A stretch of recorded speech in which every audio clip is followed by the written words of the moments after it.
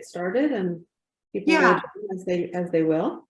Okay, so yeah, before I start sharing my slide, I wanted to kind of get everyone, because it'll be part of my presentation. And again, like I had hoped to make it more interactive, but given the time frame, it's probably getting more lecture-y than interactive, which like breaks my heart, but I wanted to get the information to you. The good part about this is that you're probably doing a lot of this already. So just maybe giving you the why might be helpful. But before I get started, how many of you took another language when you were in high school? Did everybody, right? If I put your hands up. Okay, I think everybody, because it's required, right, for us to go to college and we do that. I took 2 at the same time. Amazing, Kim. Okay, so yeah, I see everybody's little hand. Which 2 did you do, Kim? French and Spanish. French and Spanish. Okay, so how many of you could still speak that language that you took in high school if it wasn't already a language that you already knew? Okay, nobody. 1%? Okay, so it went from 100% to 10%. And I'm going to explain why. Okay, and this is kind of this whole presentation. So I'm going to start sharing my screen. And slideshow, sorry. And a lot of this I wanted to talk about. I'm very thankful to be here because this is the topic that is near and dear to my heart. I've been doing this work for a long time, and again, kind of just doing it, but not really knowing why. So that's why I went and got my doctorate in it, so I could understand the why. And this has led to very interesting and amazing opportunities for me. You know, the U.S. Department of State, some teachers that teach English as a second language in Serbia found my work, and the U.S. Department of State sponsored me to go there. So I did some teacher training and working with students. And the reason it's more successful there, English as a second language, because they start teaching it at 1st grade. Most of us, I asked, you know, my question was how many, most of us wait or are taught a second language in high school, right? That's when we're like, oh, you need to learn another language. In Serbia, kids start at 1st grade. So they get 12 years of another language versus us that get maybe 2, maybe 3 if we're lucky, right? And again, this is a topic near and dear to my heart because I myself am an English learner. You probably, my town where I was born is tiny. You could walk it in 20 minutes. But you probably, all of you probably have eaten our cheese. I was born in Cotija, Michoacan, and Cotija cheese is everywhere. I remember being in high school and be like, oh my gosh, the grocery store has my cheese, the cheese from our town. So that's what we're famous for. All the Mexican stores have the Cotija cheese that they put on.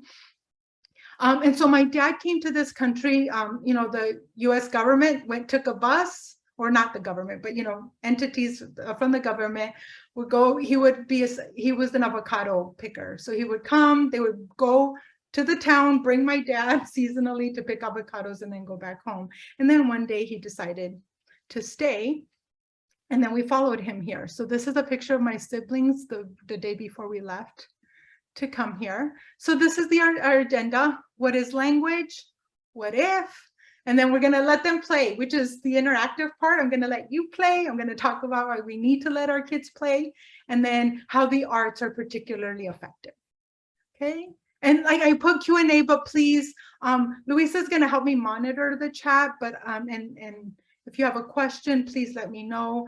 I'm pretty savvy with Zoom, I think, but of course I say that and I'm going to mess up. So bear with me. I'm a huge nerd when it comes to statistics. So like I said, I wanted to start with this because I was told, you know, why don't you just go back home, or why don't you just learn English? Well, 76% of English learners in the US were born here. So they are home. And then the South has the biggest increases of English learners in Louisiana, Mississippi, and West Virginia. However, so nationwide, it's about 1 in 10 students that are English learners. In California, we have double that. It's 2 in 10. And then I looked at your statistic in Riverside. Sorry, I put Unified, but it should be Riverside County. You all have about 16%. So a little bit less than state average, but more than nationwide average. The other thing that I find fascinating in California, of all the language spoken by English learners, Spanish is at 81%, followed by Vietnamese and then Mandarin. In LA, where I am, 73% of the students in LAUSD are Latino, and 92% are Spanish speakers, and Armenian is the next spoken language in Los Angeles with 1.4. And in your district and in your county, 67% of students are Latinos. So it's the majority of students. And 90% speak English, and Arabic is the next spoken language at 1.8. So do you see, like, Spanish is like overwhelmingly, it's in the 80s, 90s%. And then the next spoken languages are usually in the 2 or 1%. So what if, as we get started, what if the way we talk about language and the way we've been teaching it has been wrong? And that little activity I did with you, it proves this, right? That's how we teach language, how we do in high school. And none of us could speak the language that we were taught. I do, because I took Spanish because I already knew it. I'm like, oh, easy A. But those of them that it wasn't a language. And the problem is that we drill new learners. This is how it's taught, right? How did you learn language in high school? You got those grammar sheets, you got those worksheets, and then you just filled in. Oh, past tense is EDD, EDD. Oh, flashcards. Yes, Dr. DeVore, did I say your name correctly? Flashcards that we're just drilling. Yes, thank you. Yeah. And then the assessments can only tell us where students score to a hypothesized sequence of development. It's not how it's actually done.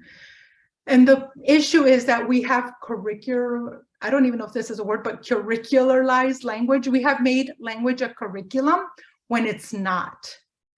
It is so much about socialization, customs, culture. There's so much more to language than it is to, like, math, you know, kind of math. 2 + 2 is 4 in any language, in any culture, because you have manipulatives, right? You put 2 things together, 2, it's going to be 4.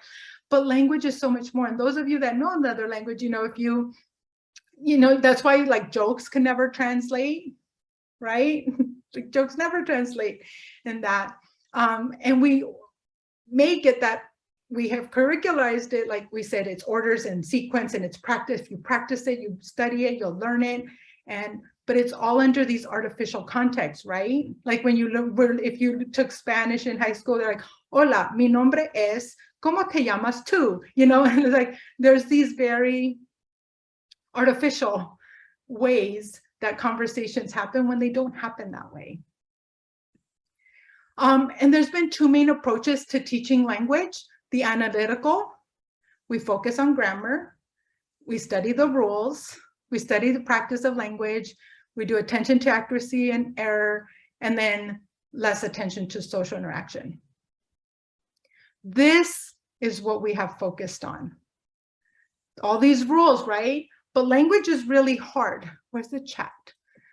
If you want to unmute yourself, I'm going to put a word. How do you pronounce this? Go ahead and unmute yourself and say it. How do you pronounce that? Tough. Okay. How about this? Rough. Rough.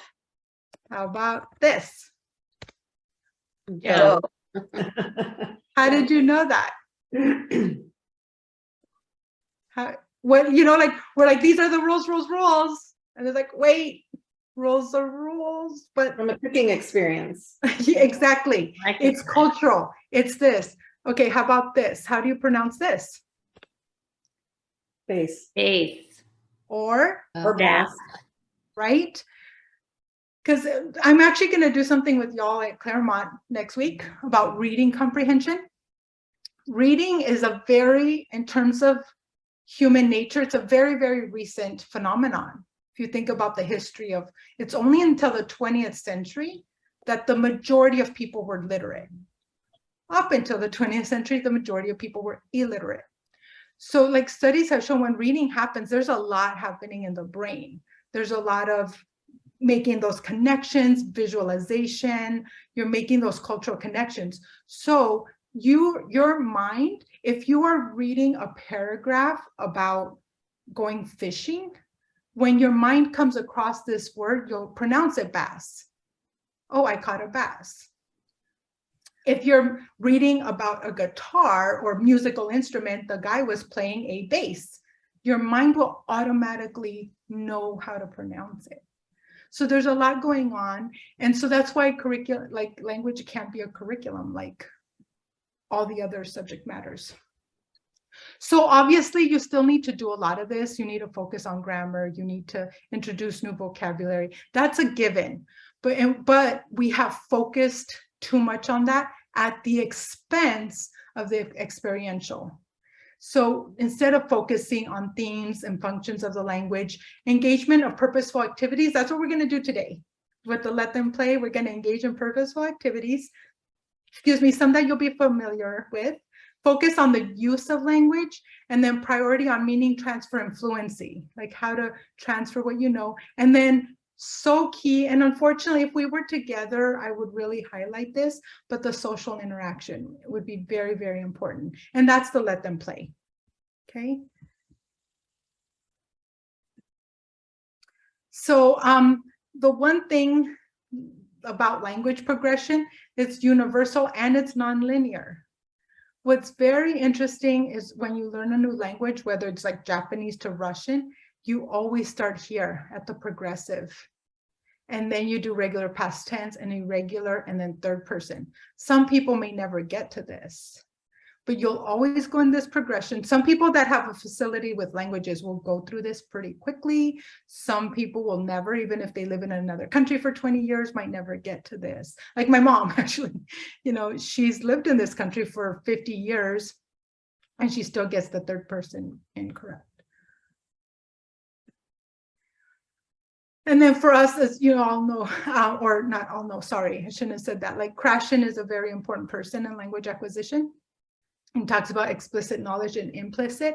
And this is where you need comprehensible input to get output. So students need to know what you're telling them, the input that they're getting, they need to comprehend in order for them to produce what you want, to produce understanding, right? So how do you do this?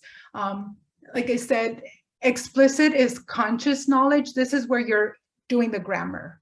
Like it's very explicit. You're talking about the past tense, you're teaching students how to do, but there is so much implicit and unconscious knowledge that goes with language.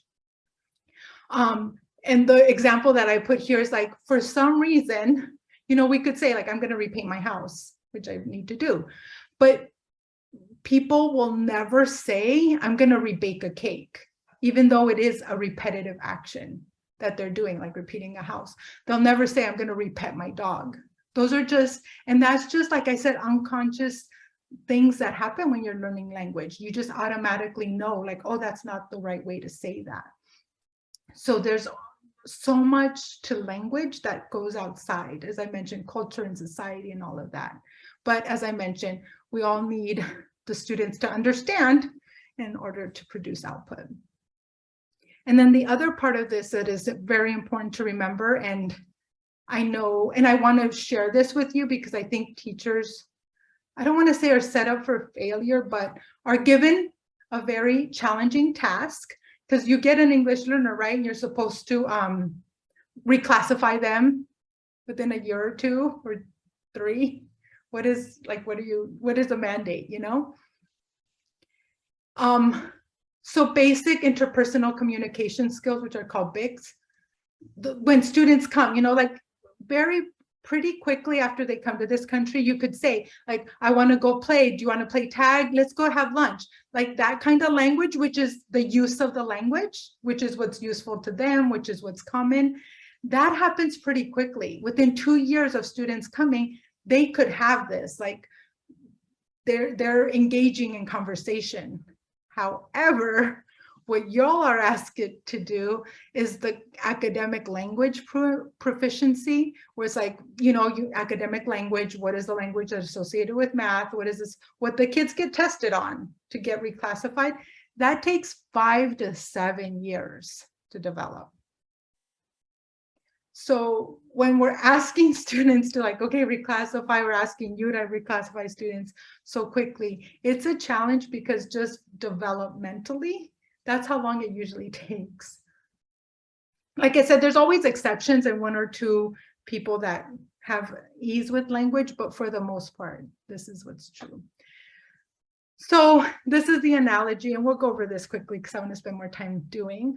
Like the analogy I came up with is like basketball.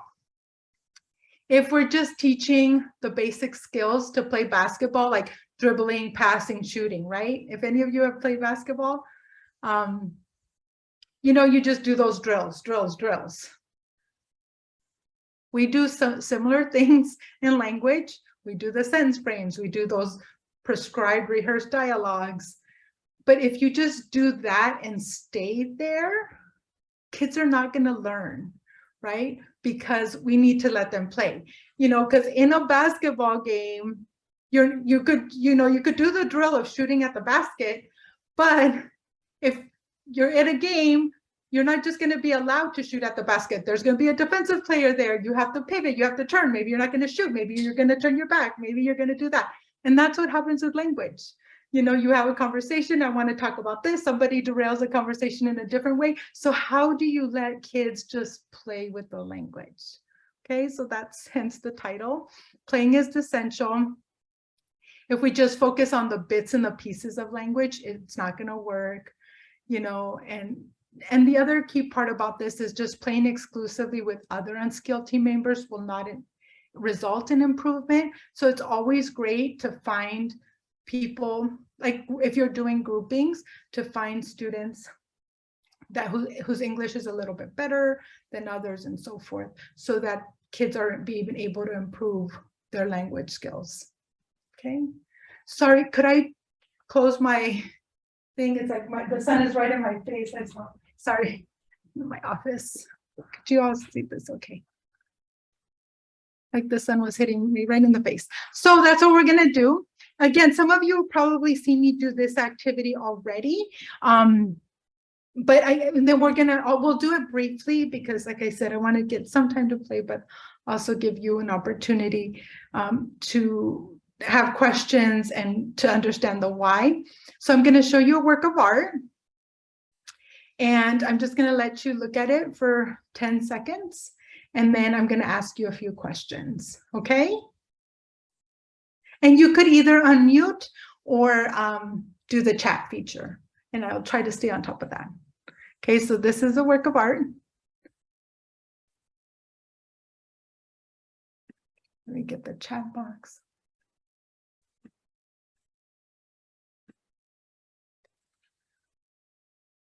Okay. What do you think is happening in this work of art? The tamalada, making tamales.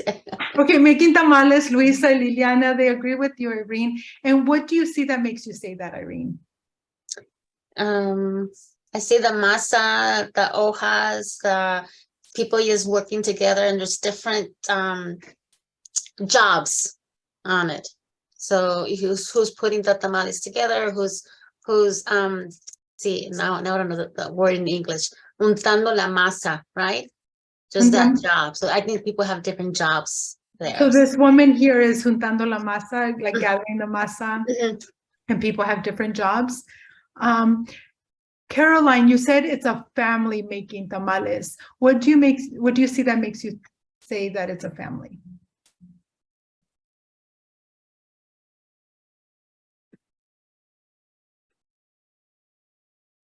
A variety of ages.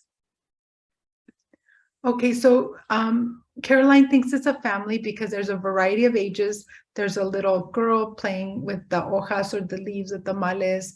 There's people soaking the tamal leaves, and then there's older folks. So you're seeing a variety of ages.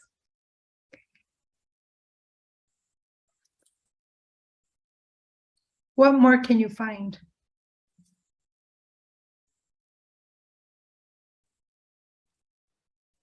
It feels like it's a tradition, like a family tradition. I'm sorry, I didn't get to see who said that. And what do you see that makes you say that?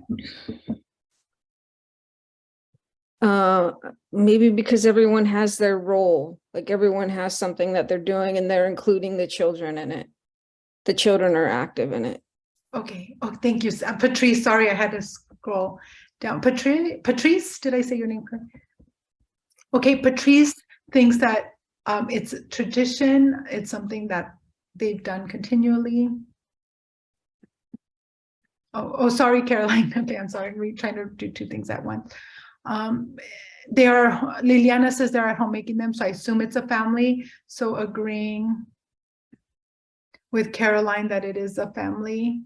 And Liliana says it's a holiday. And what makes you see that it's a holiday, Liliana? What do you see that makes you say that?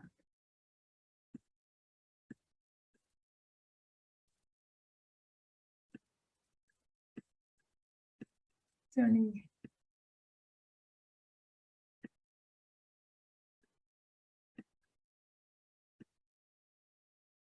Okay, I think I'm in trouble.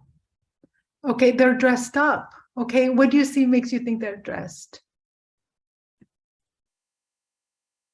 Oh, and then usually people get together on a holiday. So based on your personal experience, tamales it's a big production. And so after people gather, and it's during the holidays that people gather together. Okay. They are not at work. Exactly, Kim. So again, like we could keep doing this, but I would like to talk about, again, it's a little harder over Zoom than if we were in person. What did I do to facilitate this conversation? Did you notice what I did? You asked us, Oh, go ahead. Jenny? just the fact that you asked us, what do you notice? Okay. And So, then yeah. you asked us to back it up. And then asked to back it up, exactly. Oh, Dawn is saying there's a tree outside with no leaves, so maybe it's winter or late fall. Okay, so there's like no leaves there. So that gives you a clue about the answer, about the time. Ask questions and probed. Yes, all correct answers, all answers were valid. Oh, and Helen said that she thinks it's a Christian family and she's supporting her her inference with evidence by showing that there's the Last Supper on the wall. Okay, so this technique is called visual thinking strategies. There's only 3 questions. So again, you're probably doing this in the classroom already, but they're open-ended questions. There's only 3 questions. Did I tell you anything about this work of art? I didn't give you any art history. I didn't give you any part of this. The conversation just stemmed from you, right? And so there's only 3 questions. Is what do you think is happening in this work of art? What do you see that makes you say that? As Jenny mentioned, it's probing and making you support your inference with evidence. And then what more can you find? Those are the only 3 questions. What makes you say, and what more can we find? Yes, thank you, Louisa, for summing that up. And you're absolutely right. It's a tamalada.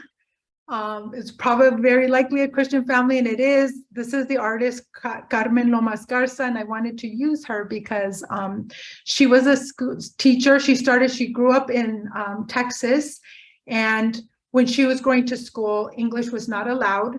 They would get physical. They would get spanked. They would get their hands hit, corporal punishment at school if they spoke Spanish.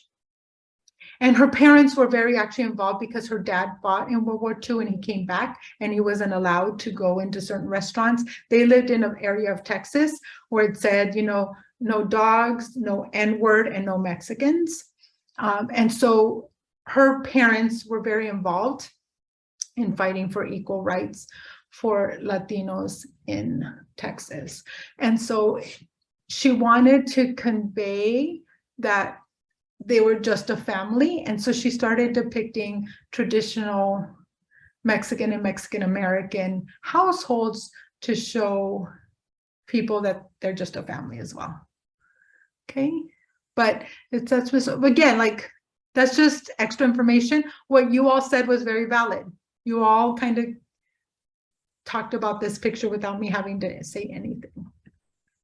So again, this is the visual thinking strategies, and these are, and I won't go to them, and I could share this PowerPoint again, just for the sake of time, but these are the ELD standards.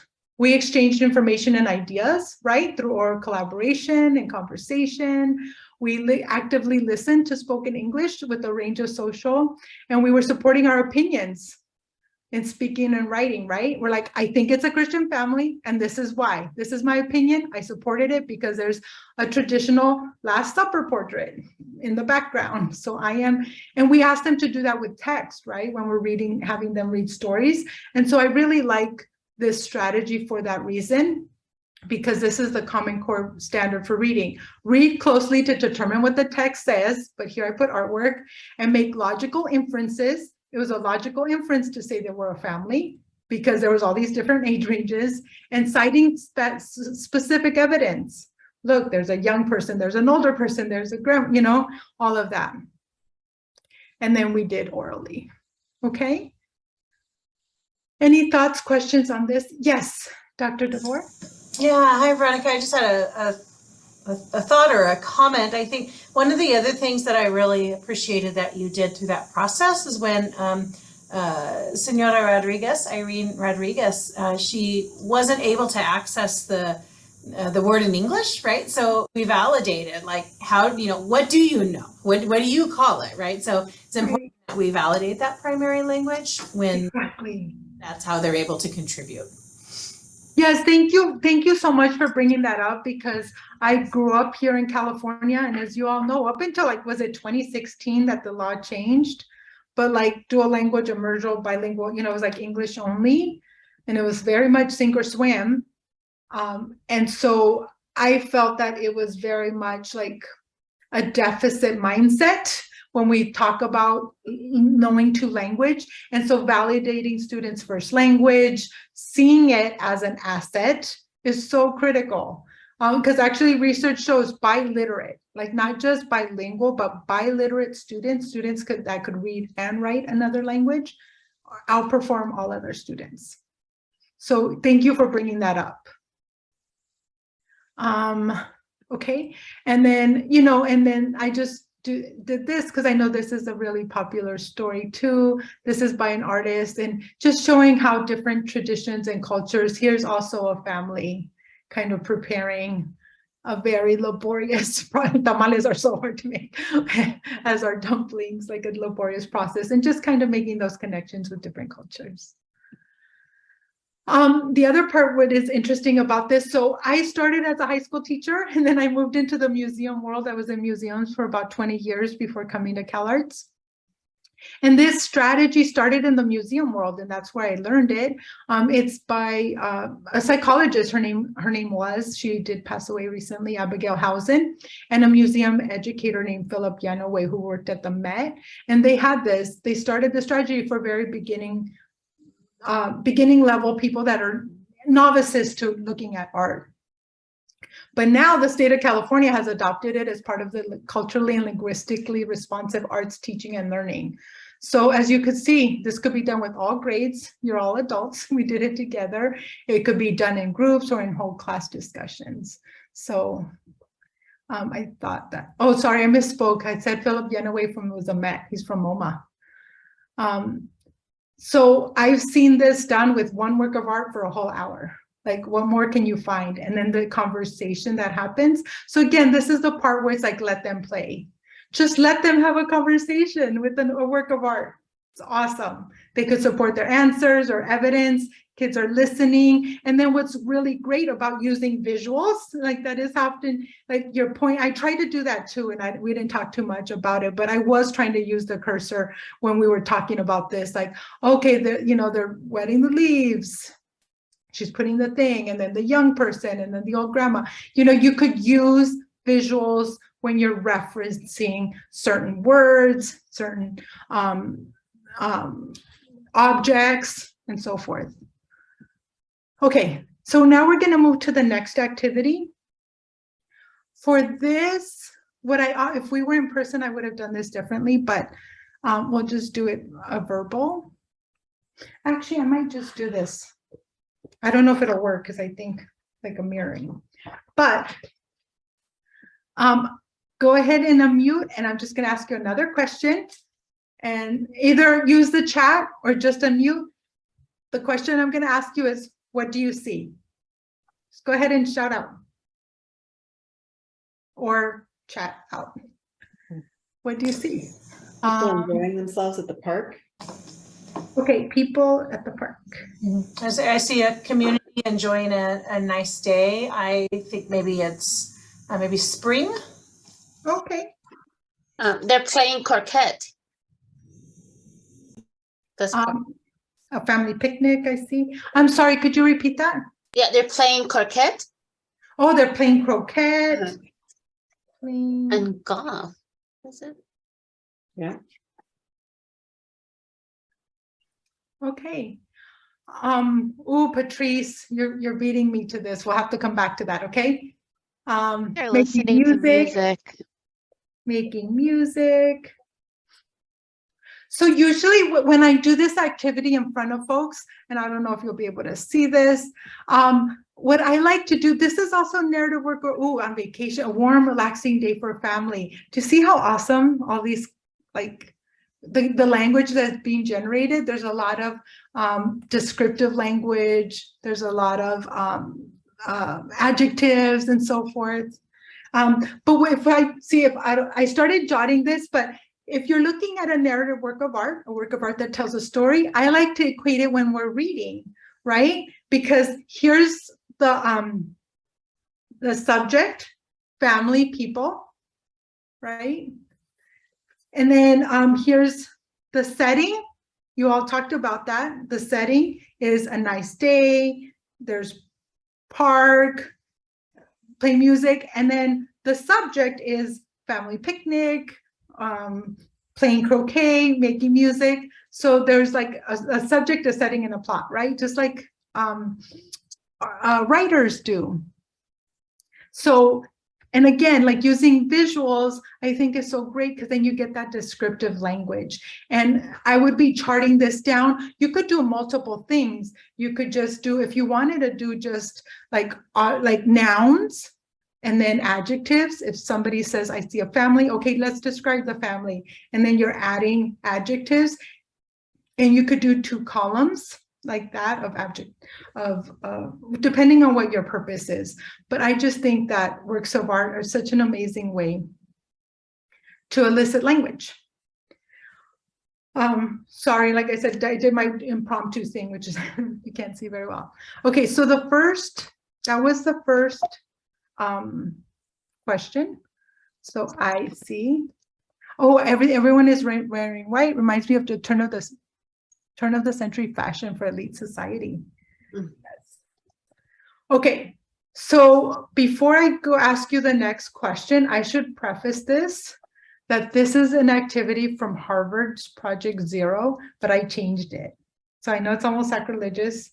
I changed something from Harvard, but I'll tell you why. So that was the first question, right?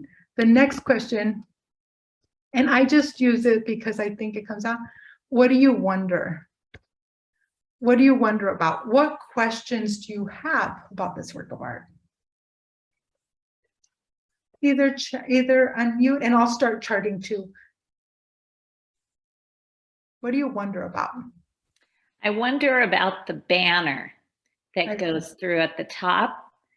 What is it the artist is trying to depict here? What is it I need to understand? Okay. You wonder, was it inspired by George? Wow, Louisa.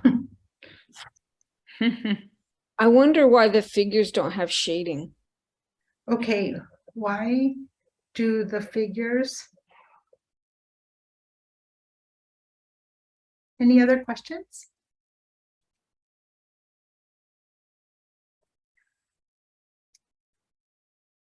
Okay. So that was, so that, like I said, this is, I see, I wonder, I think.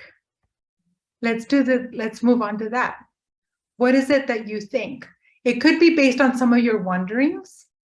You know, like Jenny, you said, I wonder what that banner is. I think, or it could be a new thinking. We could talk about the shading.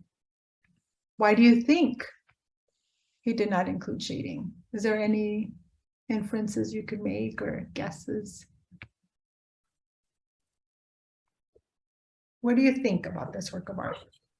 I think that the dark against the light creates dynamic contrast. Okay, it creates dynamic contrast. Yeah, somebody just pointed out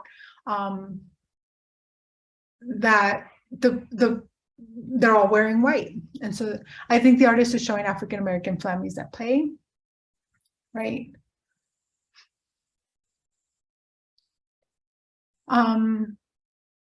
So again, you could have like students have a conversation in groups about their thinking, but just for the sake of us and time, I could answer some of your questions, and I also would be great for students to kind of look at or investigate on their own some of these questions that they might have. Oops, now you have the answer. But yes, so this is by an artist named Kerry James Marshall. I was fortunate enough to meet him when I worked at the Getty, and there's a lot of banners. Nobody mentioned this, but like if we had more time, we would have went in the sea. A lot of the music, there's music there. As you mentioned, it's a family on a picnic. And then Jenny, to answer your question, it says the skill heart will also work with their heart and will. This banner was to depict the fallacy of meritocracy when it's related to African Americans. You know, just pick yourself up by the bootstraps, or just work hard and you'll make it. When we know that because of systematic racism and redlining, African Americans didn't get that opportunity. Like, they worked very hard, but they never sustained that. So he did a whole series of these, and we didn't talk about it. And if we had more time, and we talked about just the setting. Okay, it's a city. He's referencing Chicago, and specifically like housing projects, and how African Americans were redlined into these projects with these very nice names, like the New Jersey Gardens or things like that, when the reality was very different. And then he has music, and then he talks about how society has appropriated a lot of African music and how sometimes it's okay. So he has the Temptations on one, and then like Snoop Dogg, like Money on My Mind, Money on My Mind. I'm sorry, I can't think of that song, but that song. So there's things like that. But he grew up, he actually lived in LA for a while, but he grew up in Chicago. And he would see these paintings, leisurely, people at leisure at a park. And he's like, why are African Americans never depicted doing these things? They deserve to be on the walls in museums. So that's it. This is a massive painting. It like takes up, it would take up a whole wall. And he created, somebody asked about this, about the shading. He created this Black using 3 different Black pigments, because he said Black is beautiful and Black is powerful. So if you see any of his work, the Black people are very, very Black, because he wants to like have no ambiguity about the power of Blackness, and to contradict how it has been seen in American society. But yes, so he was influenced. One of the questions, I think, is it, you wondered whether it was influenced by George Seurat, and your thinking is yes, it was. So this is the activity again. Okay, so the Harvard is see, think, wonder. I like to do the wondering first, because I like for students to have that conversation, to have that like the speculation. I think with works of art, and then with works of art, there's a lot more questions before they could do the thinking. So there's that part. And then I like to do the thinking last, to do this like number 3, write a narrative, to do well-chosen detail, well-structured events. Like I have asked students to like, okay, what is the thinking? Like you're the wondering, what are your conclusions? What conclusions are you coming to? And then cite them from the evidence that you see in the painting.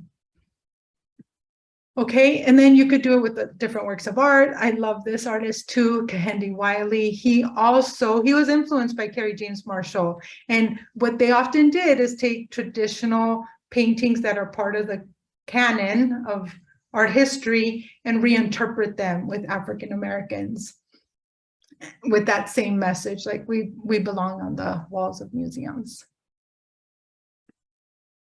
Okay. The next activity I was going to do breakout rooms, but I think we were having a bit of a trouble with that. So this activity, I will be the note taker. I was going to take you out in groups. So this activity comes from the fact, and I don't know how many of you have little ones, but this activity stems from 2 books I read that are and we'll just do this very fast, like in 5 minutes. 2 books I have about questions and questioning. You know, we talked about questions. And for those of you that have little ones, you know that when they're 2, 3, they ask an incessant amount of questions. Kids just ask questions, why? And then when they get older, like in 6th grade, 7th grade, middle school, high school, their questioning just goes really, it drops dramatically. Oh, I think I have, here's the book. Actually, I'm glad I'm doing this at work because these are the 2 books that I compiled from these. So this is called A More Beautiful Question. What he argues is that we're like an information age society, right? Everything we want to know, we just Google it. We want to know about this, let's Google.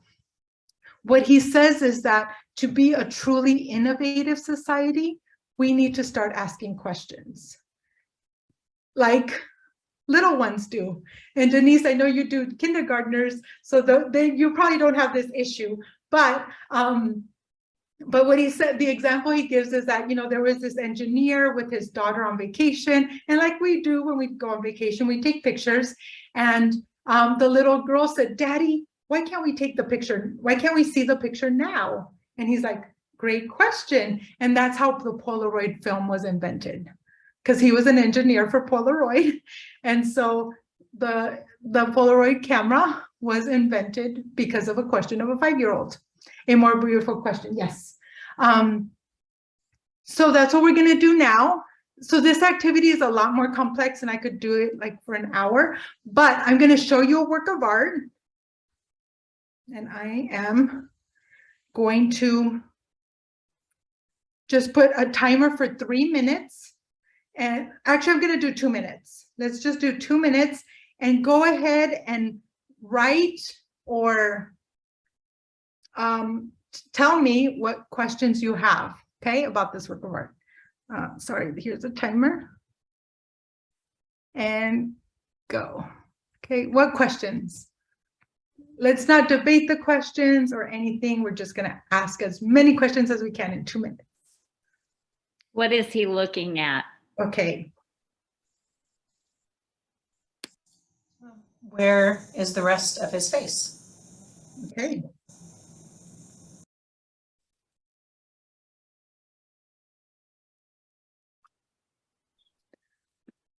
Why can't I see the whole face? Who is this? Okay, I'm sorry. Go ahead. I didn't mean to interrupt. I'm sorry. Oh, is that Martin Luther King Jr.?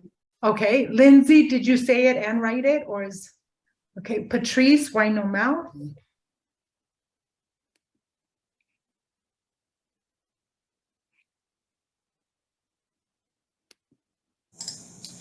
What feeling is being portrayed? Is he afraid?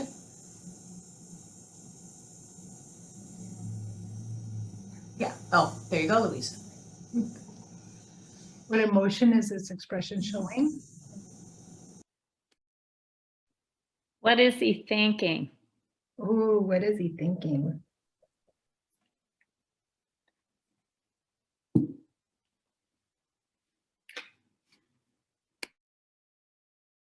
How long after his death was this created? Is he sad? Where is he? Okay.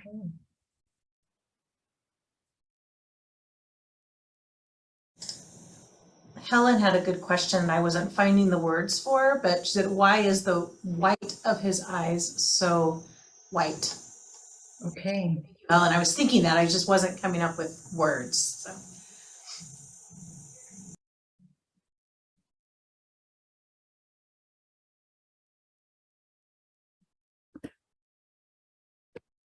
Okay, so there's the 2 minutes. Do you see, like, I know it sounds like a lot. And if we were together, I would have grouped you in separate groups and had one note taker so that everyone.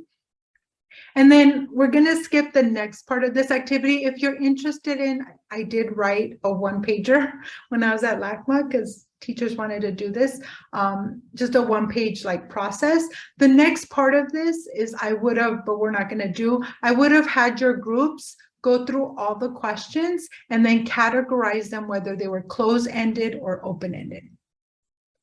And then you would go and discuss, like, is he alone? What is happening around him? Daniel just mentioned, is that an open question or is that a closed-ended question? Do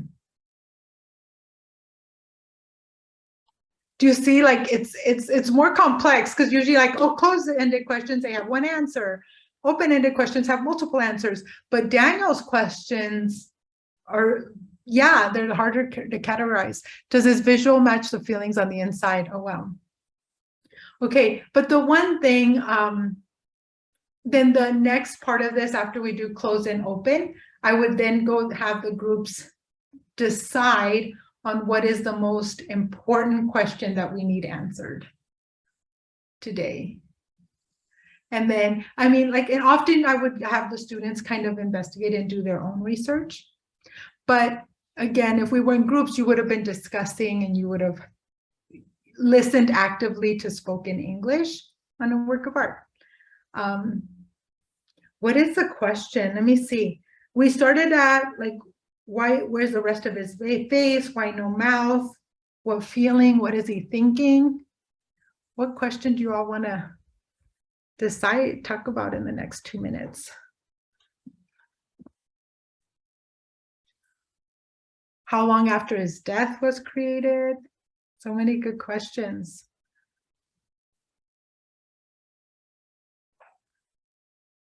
Any speculation? Any? You're looking for just one question? Yeah, what is the most important question that you want answered today? Anybody? I think there's a lot of questions about emotions. So maybe, Okay. what is this person feeling? Might be a question that stands out for me. Okay. And what do you think he's feeling? Oh, I have to. I mean, yeah, no, just like not you, like, or whoever. Oh, okay. I'm like, oh, I have to answer it. No, sorry, no. Okay. No, Make just me like if nervous. you want to focus on that. What do you think he's feeling? It relates resolute. Oh, Jillian, what do you think he feels resolute and determined? I see fear. Oh, what do you see that makes you think that? I think just kind of that direct stare, like there's yeah, and then interesting. And then Kim says, hopeful, which is somewhat opposite, right? The opposite, hyper-focused. I'm going to throw a wrench in the works. So what came to mind here for me is I'm looking at the caption, I had a dream, past tense. Are we looking at him in the coffin? Oh, like to Daniel's, is he alone? What is happening around him? Yeah. So yeah, the past tense. And somebody earlier had a question of how long after Caroline, how long after his death was created? There's a lot of information here in this slide. Veronica, I have a question. Do you typically, for that kind of exercise, do you show the caption because we all have information and background, it's really easy to focus on that. So do you typically share the caption or no? Oh, that's a great question, Helen. Okay, so for For the visual thinking strategies, I do not. Because I want them to just have an open discussion. If I put the title of that piece was Tamaladas, if you notice, I didn't have the title there. So I think it depends on what your objective is. So for visual thinking strategies, I don't, because sometimes the titles, yeah, people get too focused on the titles. And for visual thinking strategy, I really like the inferences, the like supporting, having students learn those skills of supporting their inferences with evidence. And if I had put Tamaladas, oh, that's what's happening. Okay, we don't need to talk about it anymore. But for this one, I did, as you obviously seen, and I did do that for a purpose because that could be part of the questioning. Why is it in the past tense? Like the point of this is asking questions and having a conversation about a work of art. So these are just 3 different conversation strategies that kids could just play, speculate, inference, but learning a skill about that. Oh, Caroline, passing the torch. I'm gone now, but you can keep the dream alive. Okay. Wow, that's very profound. Right, for those of you that know, yeah, and there was a lot of discussion about the cropping of the face. There is, like, that was a second question, why no mouth? Why no mouth? What was Dr. King known for? His oratorical skills. And yes, this was done after he died. He died in 1968 in April. And so this artist did do this right afterward. So that's such a fascinating conversation. Do you think that we are keeping his dream alive, Caroline? Not to put you on the spot, or whoever wants to answer. Okay. We're keeping. So, you know, so this is interesting because in a way we answered all the questions, like maybe all the questions were important because it was like this idea of what is he feeling, the white of his eyes. He's staring very intently at us. And some of us had different interpretations of what his look meant. Some thought he was hyper-focused. Some thought he was sad. Some thought he was hopeful. And I think all of those are valid because that's what is amazing about art, that we all have different interpretations of it. But as long as we're supporting our interpretations, and so this idea that his eyes are so intent and focused, to Carolyn's point, like, I'm gone now, I'm passing it to you, look me in the eye. Oh, is one eyebrow slightly higher? I think so. I think you're right. Okay. Oh my goodness. Okay, so we only have 7 minutes left. So I want to just talk about the research. So this is called the question formulation technique. Again, we're supporting evidence, but the part that I wanted to emphasize is the bridging, exchanging information, ideas.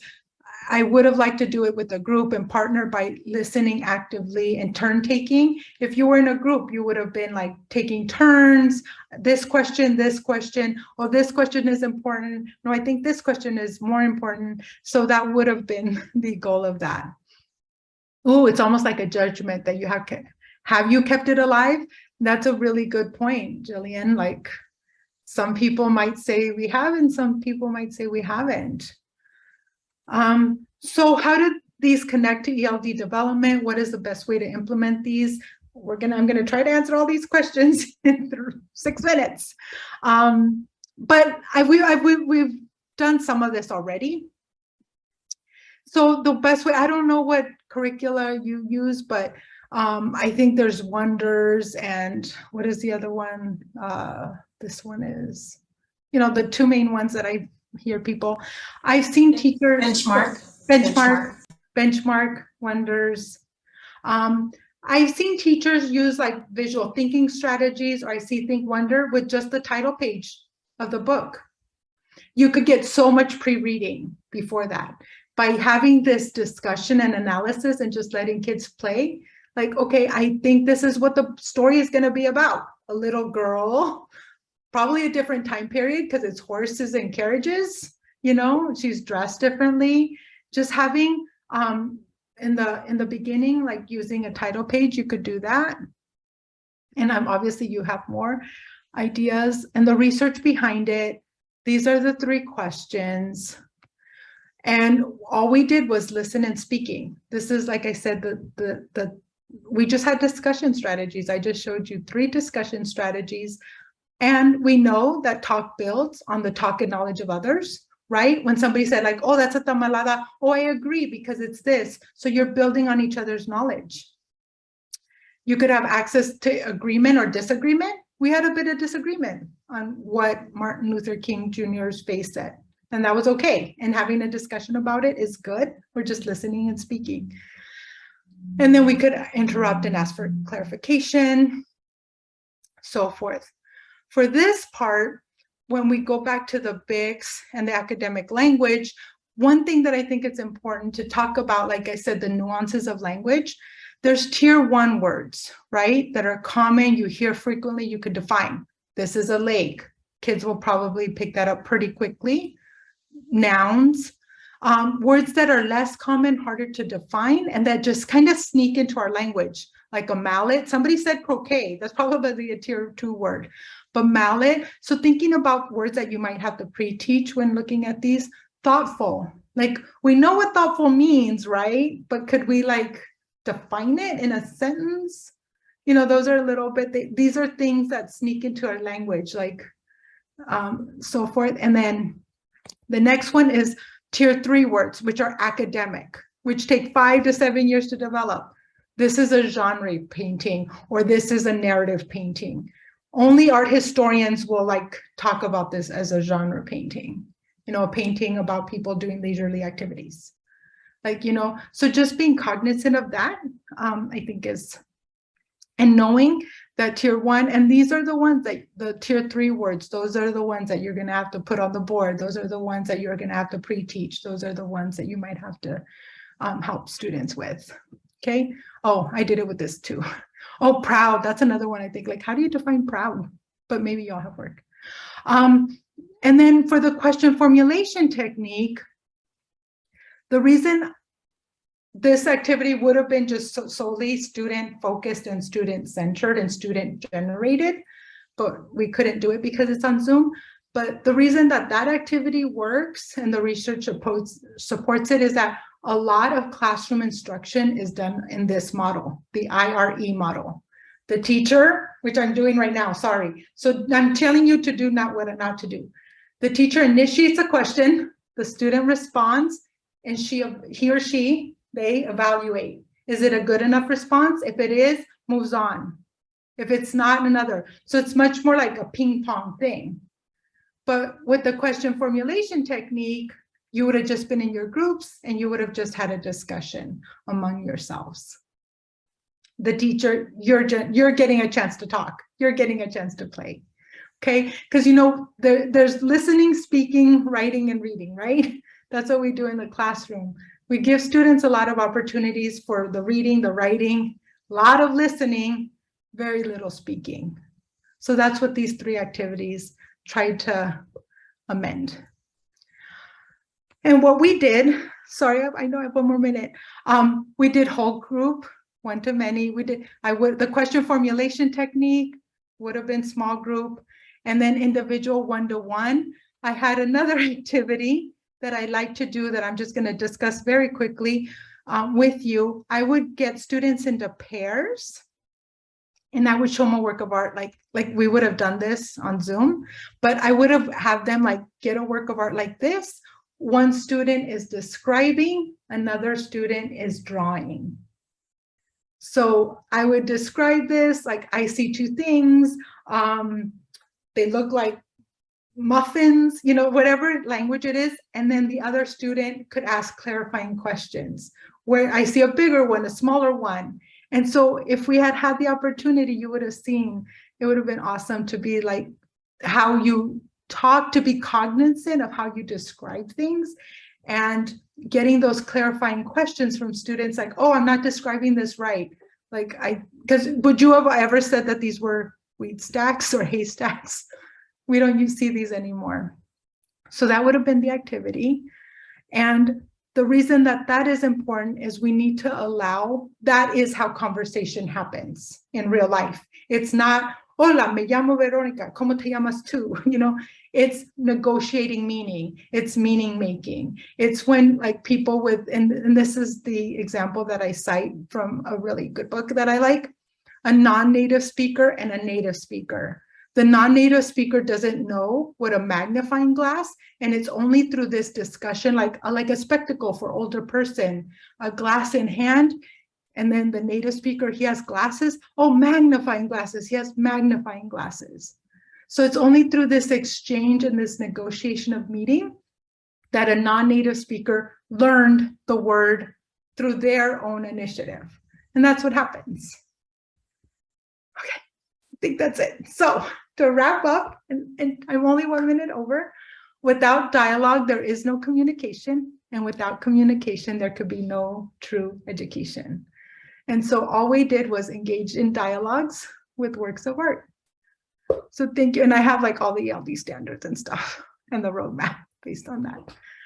Thank you so much, Dr. Alvarez. And if You're you have a welcome. few minutes, we can stay on. Yeah. If you have questions, I'll just say that my assistant Lily will be sending you an email and a link to a survey. So if you could kindly take that for us, that helps shape future offerings. And we also pass along positive feedback to our presenters.